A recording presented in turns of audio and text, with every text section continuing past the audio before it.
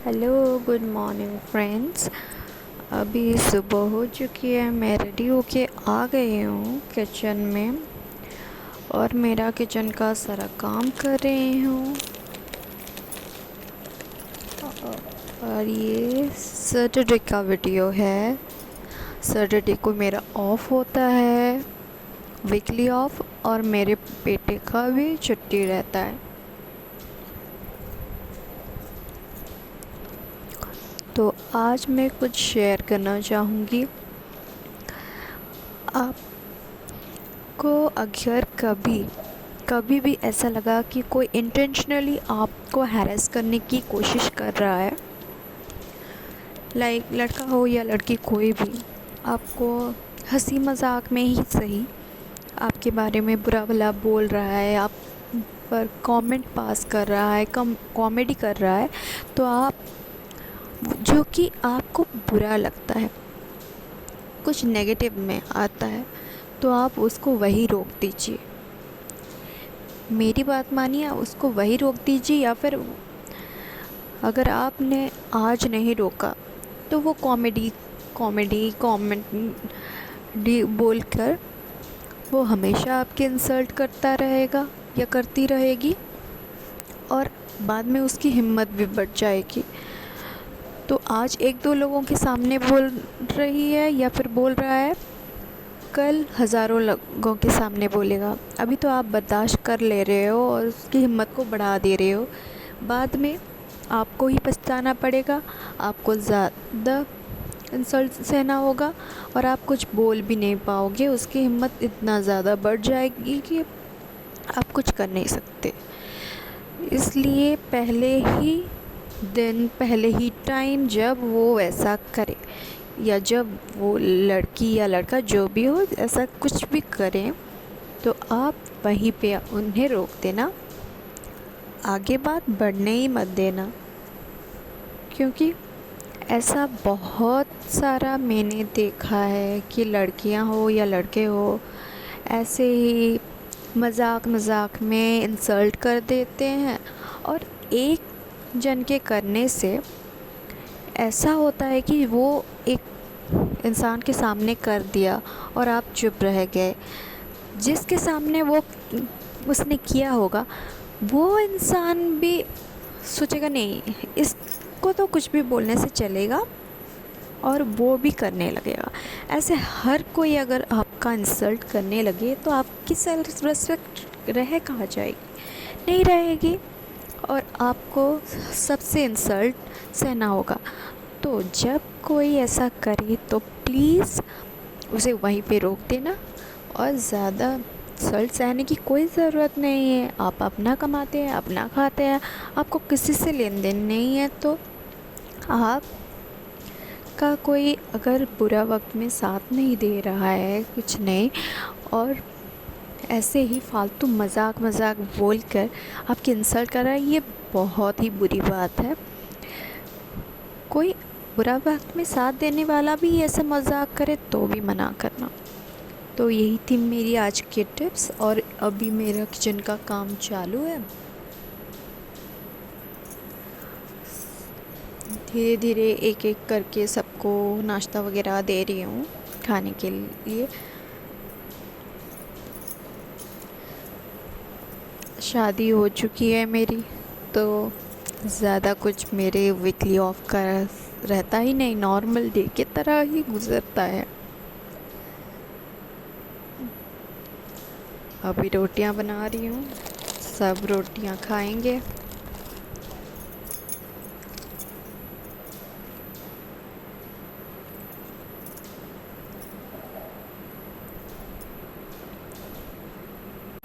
अभी हस्बैंड को खाना दे दिया है मैंने, और अभी उनका टिफ़िन पैक कर रही हूँ। वो टिफ़िन में रोटी लेके जाएंगे, और उनका पानी बॉटल भी भर के दे दिया मैंने। किचन का सारा काम ख़त्म हो गया, और अभी मैं किचन की साफ़ सफाई और जो भी बर्तन थोड़े बहुत थे धोने के लिए, वो सब धो रही हूँ। सब पकाया था मैंने खाना, वो किसी दूसरे डिश में रख के इन सारे बड़े बड़े बर्तनों को मैंने धो दिया। और अभी साग लेके आए थे हमारे बगीचे में से, तो वो बना रही हूँ। कुलेर साग बोलते हैं हमारे यहाँ, उसको बड़ी के साथ में बनाऊँगी। मैंने बड़ी भी फ्राई कर लिया था और प्याज, सूखी मिर्च, सरसों भी फ्राई कर दिया। उसके बाद साग को भी पका दिया, उस मतलब डाल दिया उसमें। और बाद में बड़ी और लहसुन की कलियां क्रश करके दे दिया था। और थोड़ा टाइम मेरे पास था, मेरा बेटा भी छुट्टी में है तो खेल कूद के आ गया था, उसको भी थोड़ा सा मना के, उसको भी कंफर्ट फील करवा के थोड़ा सा पढ़ाई उसका करवा रही हूँ।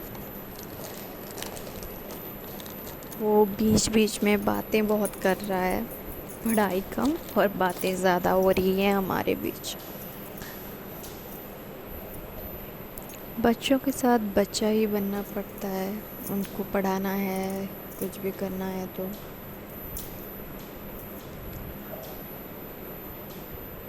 और वो तो अभी नर्सरी में है तो ज़्यादा स्ट्रेस भी उसको नहीं देना चाहती मैं।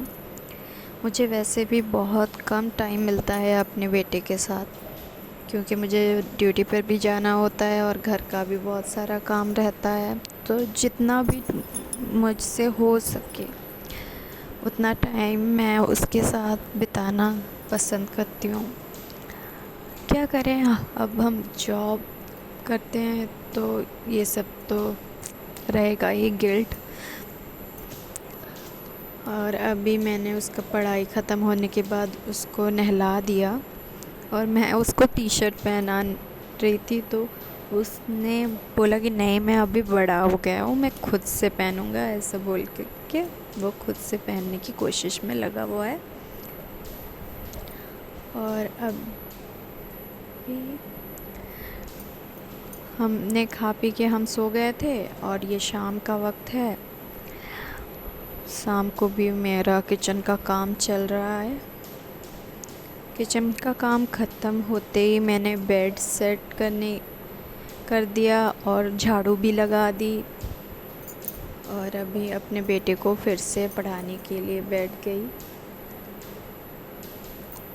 वो मेरे साथ बहुत अच्छे से पढ़ाई करता है, थोड़ा नखरा दिखाता है फिर भी अच्छे से पढ़ाई करता है। और मैं जब उसको पढ़ा रही थी तो वो बहुत ज़्यादा बात कर रहा था और अचानक से बहुत ज़ोरों की बारिश होने लगी। स्काईलाइट में से भी पानी आना चालू हो गया। ऐसे लग रहा था कि घर पर ही, मतलब घर के अंदर ही बारिश हो रही है। तो खिड़कियाँ खुली थी, मैंने उन्हें बंद कर दिया। फिर भी स्काईलाइट से घर, आप देख सकते हैं कितना लाइटनिंग हो रहा था, तो घर में पानी आ गया था थोड़ा थोड़ा। वो सब हम साफ़ कर रहे थे, घर में सभी साफ़ कर रहे थे, तो मेरा बेटा भी हमें हेल्प कर रहा था, वो भी मॉपिंग कर रहा था। वो हमेशा ही घर के कामों में हमें हेल्प करता है, जैसे बेडशीट बिछाना, किसी भी काम में वो मुझे बहुत हेल्प करता है। यहाँ हमारा बहुत सारा पानी आ गया था, वो खिड़की के नीचे से कैसे तिरछा बरस रहा था पानी, तो आ गया था। साफ़ सफाई करने के बाद, कपड़े समेटने के बाद मैं आ गई थी फिर से रोटियां बनाने अपने हस्बैंड के लिए। रात के 8:30 बज चुके थे और रोटियां बनाने के बाद मैंने सबको ही खाना दे दिया, दूध भी पीने के लिए दे दिया। बहुत थक गए थे सभी काम करके, बस ऐसा लग रहा था कि बेड पे जाएं, खाना भी खाने का मन नहीं कर रहा था और बस सो जाएं, ऐसा लग रहा था। पर क्या करें, खाना तो खाना पड़ेगा, खाना बनाया भी हुआ है और खाना नहीं खाएंगे तो अच्छा नींद भी नहीं आएगा। तो मैं बस कुछ रोटियां बना दे रही हूँ।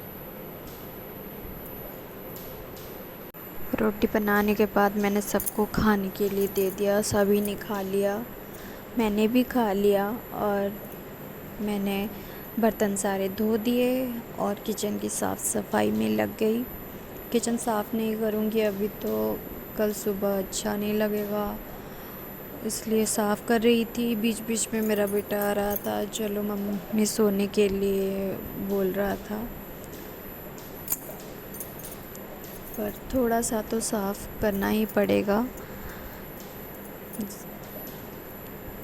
तो मैंने थोड़ा थोड़ा ही साफ़ कर रही हूँ क्योंकि मैं भी बहुत ज़्यादा थक गई हूँ। अब पूरे घर में पानी आ गया था स्काईलाइट से, पूरे घर में नहीं, 3 ही रूम में साइड से आ गया था स्काईलाइट से थोड़ा थोड़ा पानी, तो वो सफाई किया था। और फ्रेंड्स, अभी हम बहुत थक गए, हम सोने जा रहे हैं। हमारे चैनल को like, comment, share and subscribe करना, हमें ज़्यादा से ज़्यादा सपोर्ट करना। मेरा बेटा बात कर रहा है अपने पापा के साथ और अभी हम सोने जा रहे हैं। गुड नाइट, बाय, मिलते हैं नेक्स्ट ब्लॉग में, बाय।